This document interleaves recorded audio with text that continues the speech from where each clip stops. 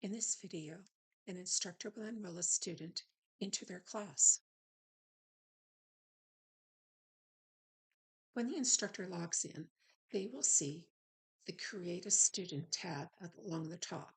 You'll start by giving that a click, and it will open up a form that you enter the student information into. The learner's first and last name, their email address, date of birth, MVID, driver's license number, driving school, and the course you're enrolling them in. And then you would click Add Student. As a note, the name, date of birth, MVID, and driver's license must match as it exists in the Alberta Registry System. The email address must match what they have used when they created their alberta.ca account. When they have been added, you can always add another person. But if you're done, you would click.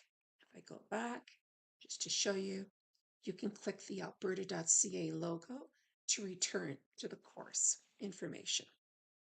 And if you'd like to confirm that that person is in the course, navigate to the course and click the participants link. Once I click the link, a list of enrolled users in the course is found. And that is just another way to check that the person you added is there. Now, as a note for driving school instructors and who you have access to. As an instructor, you are added to an organization or driving school, and you'll be able to see the learners that are in that driving school and the courses that you belong to. You will not be able to view learner information that belongs to other driving schools.